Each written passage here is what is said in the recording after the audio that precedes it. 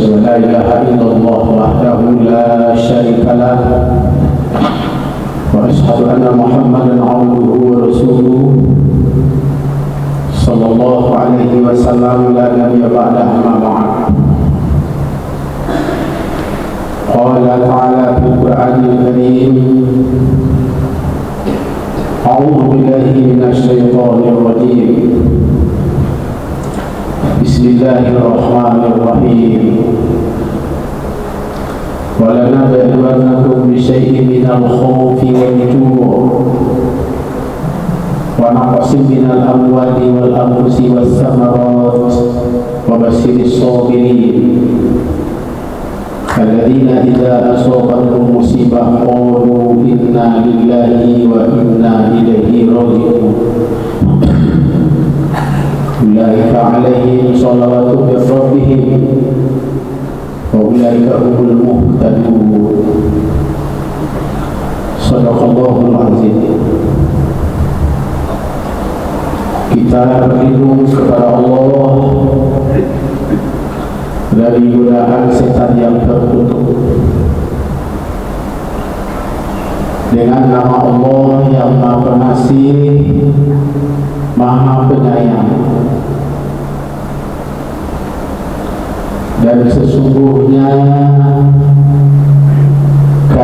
kami uji kamu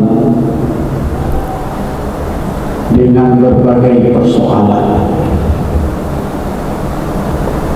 antara lain dengan rasa takut, rasa lapar,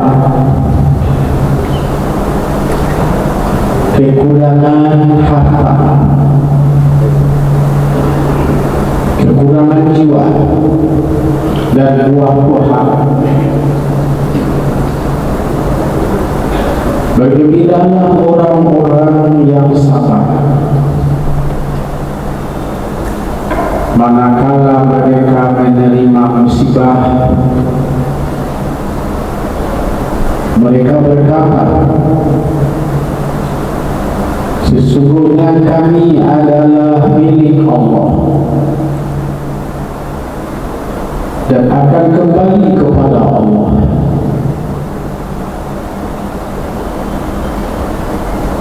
Orang-orang itulah mereka yang selalu terintegrasi, tersambung dengan Tuhan. Dan orang-orang itulah yang sebenarnya yang diberi rahmat, dan mereka lah orang-orang yang mendapat petunjuk. Al-Baqarah 153. Maha benar Allah dengan segala firman-Nya.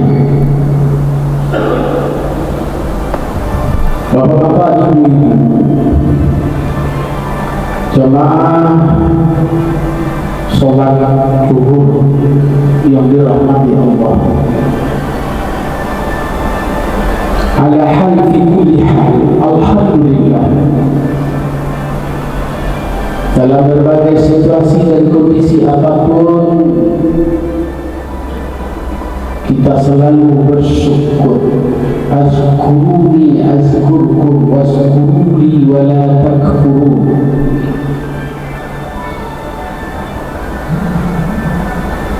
Orang yang bersyukur dengan orang yang kufur itu sangat tipis. Maka kita diberi oleh Allah hidayah. Salah satu di antaranya menunaikan sholat zuhur berjamaah, karena tidak semua orang bisa sholat zuhur berjamaah di masjid. Salawat dan salam kepada Rasulullah, Allahumma sholli ala sayyidina wa maulana wa nabiyyina Muhammad sallallahu alaihi wasallam. Tema kita dalam waktu 10 menit, kembalilah kepada Tuhan.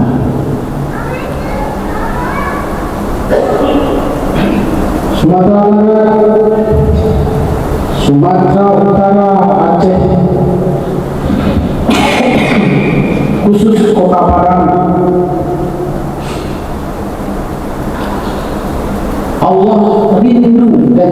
pencipta sesungguhnya.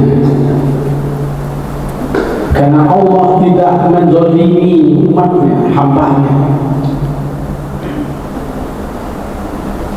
Akan tetapi pada kesempatan beberapa hari ini, dalam bulan ini, umat Islam diuji, masyarakat diuji, umat dan ulama serta dai mubalighah diuji.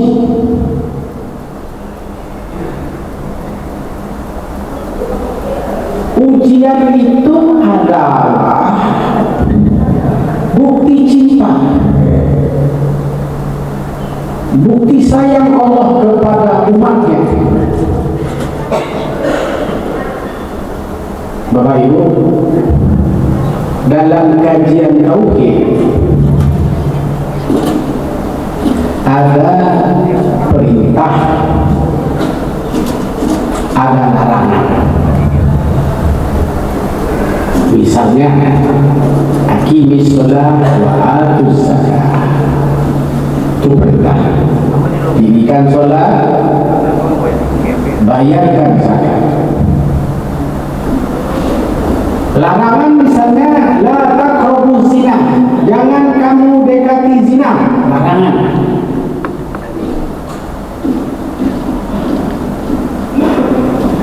Ketika seseorang melakukan perintah dan meninggalkan larangan,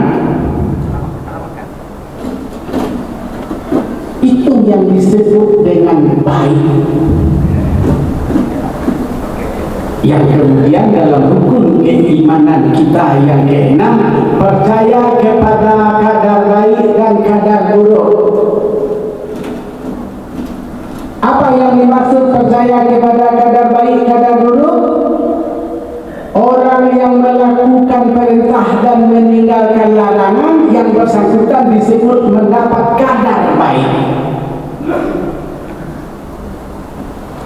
Orang yang tidak melaksanakan perintah dan tidak mengindahkan larangan mendapat kadar buruk.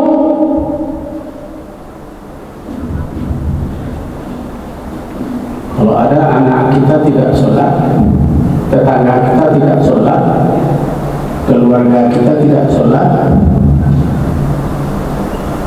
dan ditambah dengan perintah-perintah Islam lainnya dalam Al-Quran dan hadis, maka malanglah nasib kita. Mereka mendapat kadar buruk. Bagi keluarga kita, misalnya kita yang mereka bisa bertahan sholatnya baik, membayar zakat, membayar infak, sedekah, puasa, menuntut ilmu, mengunjungi masjid, hidup di halaqah zikir dan di majelis tahlim, maka ia disebut mendapat kadar baik. Wah, kalau itu apa yang maksud dengan percaya kepada kadar baik dan kadar buruk? Wa qadarihi khairihi wa syarrihi min Allah Ta'ala. Baik dan buruk itu adalah datang dari Allah Ta'ala. Apa standar kompetensi untuk mengatakan kita mendapat kadar baik? Taat. Apa standar kompetensi kita mendapat kadar buruk? Tidak taat.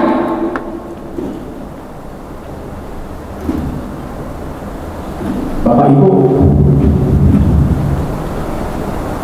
untuk menguji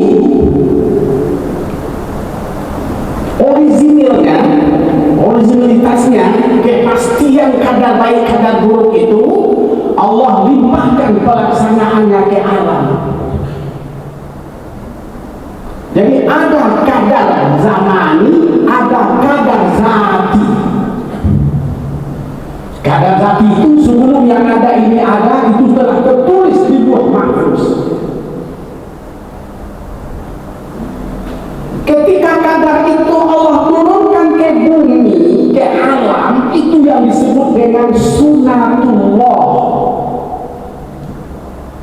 atau bahasa kerennya nature, hukum sebab akibat. Jadi ada kadar zati, ada kadar zaman. namanya itu diturunkan oleh Allah ke alam yang disebut dengan sunatullah atau nurullah atau hukum sebab akibat. Manakala intensitas perbuatan jahat, perbuatan buruk, perbuatan mungkar, perbuatan zalim mendominasi perbuatan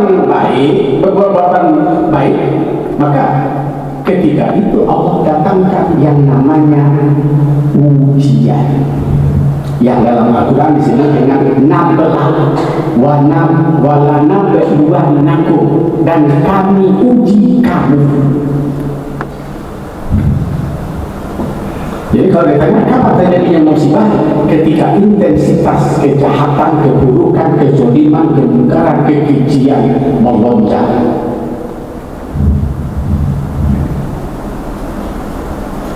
Bapak-bapak ibu hadirin yang saya hormati, mana buktinya Ustaz? Bahasa intensitas kejahatan itu menjadi-jadi. Kita tidak bisa menuduh, tapi realitas menunjukkan ketika kami menjadi khatib Jumat, warga ini kan dimungsikan, ada yang di masjid, dia didatangkan di masjid, mungsi di masjid, kata ibu. Saya bilang kepada pengurus, kenapa ini ribut? Oh, kebetulan orang mesti di masjid. Ketika kita khutbah ribut, tak ada yang sholat. Itu padahal apa pemuda-pemuda ada di atasnya, termasuk juga anak-anak, tidak ada yang sholat. Kalaupun ada hanya beberapa orang saja.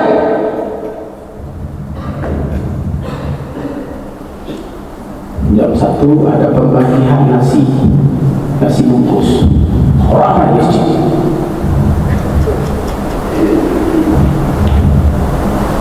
ramai mereka, ramai daripada Jumat tadi.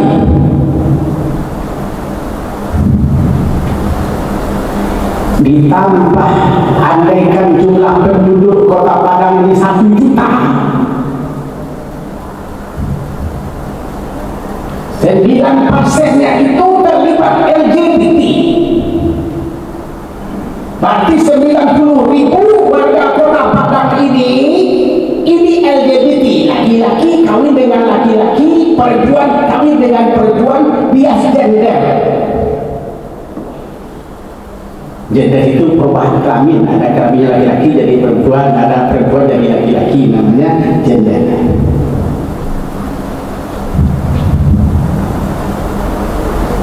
Itu dicontohkan oleh Allah. Itu satu contohnya. Itu orang yang terdidik, orang yang tahu, orang yang pandai.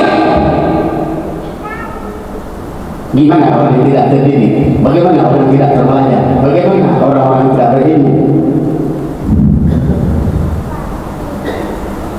Semua itu disebabkan oleh pengaruh narkoba.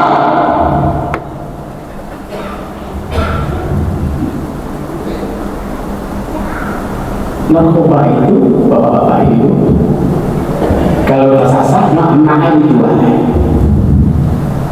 Kalau ada nak ganti, aku jual nak ganti, supaya dapat gak diuji atau 1 uji. Narkoba itu tadi, itu senang, halal.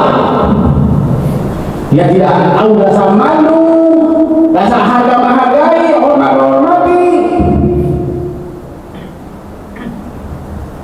Di mana? Di Kota Padang. Kok nomor 5 Kota Padang menjadi kota LGBT di Sumatera Barat? Kota yang pasadi adat, pasadi syarat, pasadi kitabullah syarat, mengatur adat, memakai.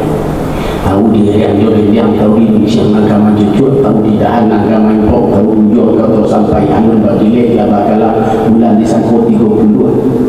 Lalu dia yang dimakan rasulullah ibu di batang tubuh sudah menjadi kebiasaan.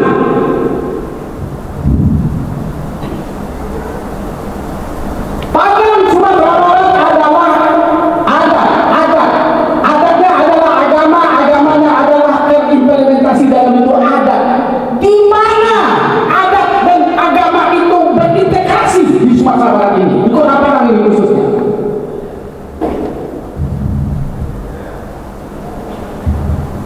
Bapak Ibu hadirin yang saya hormati, belum lagi isu dari dunia luar tentang BMKG akan ada angin. Yang kekuatan angin itu andaikan ada mobil tronton itu terbalik oleh kekuatan angin. Dan angin itu akan mencari tempat-tempat yang strategis bagi pelaku penjahat, pendosa. Pertanyaannya, apakah gunung turun itu berdosa? Apakah batu busuk itu di situ sudah dosa? Atau di tempat bencana itu adalah orang-orang yang berdosa? Karena ada pemahaman, keyakinan dan keimanan kita mengatakan begitu. Tidak. Ukuran baik buruk itu adalah taat. Andaikan bapak-bapak, ibu rumahnya terbakar nggak bapak ibu? Baik atau buruk? Saya tanya bapak ibu, apakah itu baik atau buruk? Bapak nanti sampai rumahnya terbakar, baik atau buruk? Andaikan ada rumah mereka yang hanyut, rumah yang hanyut itu baik atau buruk? Kalau ada orang sakit, yang satu sehat, yang sakit ini buruk atau baik? Kalau ada tiga orang, satu miskin, satu kaya, apakah orang miskin ini kadar buruk? Tidak. Ukuran kadar baik itu adalah ada tidaknya mereka patuh. Ati Allah wa ati Rasul wa ulil amri minkum. Mengikuti Allah, Al-Quran pedomannya. Mengikuti Nabi, hadis pedomannya. Mengikuti pemerintah, undang-undang, peraturan yang kita ikut. Sekarang hampir semua dilanggar. Peraturan Allah dilanggar, peraturan hadis dilanggar, peraturan yang terkait dengan pemerintahan dilanggar. Salah satu di antara yang memicu musibah, sudahlah perangai rakyat masyarakat, ditambah lagi regulasi, ditambah lagi penegak aturan.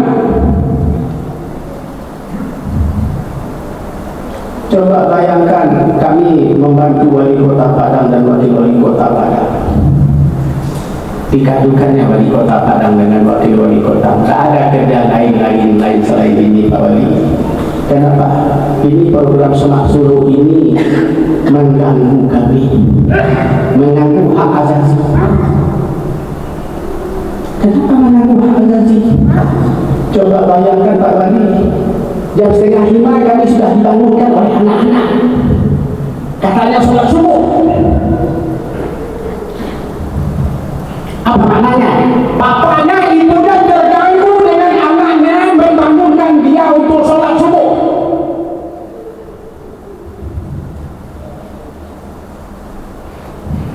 Ada di antara mereka, karena dia takut absen anaknya tidak terabsen, diantarkannya anaknya sampai di pintu masjid pakai celana pendek, tidur dia lagi, pulang anaknya. Pak, emangnya agama ini hanya sampai SD, Pak? Kalau sudah tamat SD kita tidak beragama lagi. Nanti anak sampai di rumah masjid kan pakai celana pendek itu pulang kalau pengen. Ada pula aplikasi ini bocor, aplikasi Pak Suroni bocor Bapak. Karena saya satu di antara timnya itu bocor, kata bapaknya kami tidak usah pergi ke masjid. Kenapa Pak? Bapak tahu kodenya, akunnya, kami sengaja Bapak harus sudah masuk ke sekolah. Coba kompromi bapaknya dengan anaknya untuk anaknya tidak pergi ke masjid. Pantas nggak musibah ini datang? Wajar nggak musibah ini datang? Masuklah oleh akal oleh kita, ini tinggi, ini lereng ke bawahnya. Mestinya sifat air itu mencari yang rendah. Kenapa air ini lurus saja dia, tidak masuk dia ke dalam lereng itu.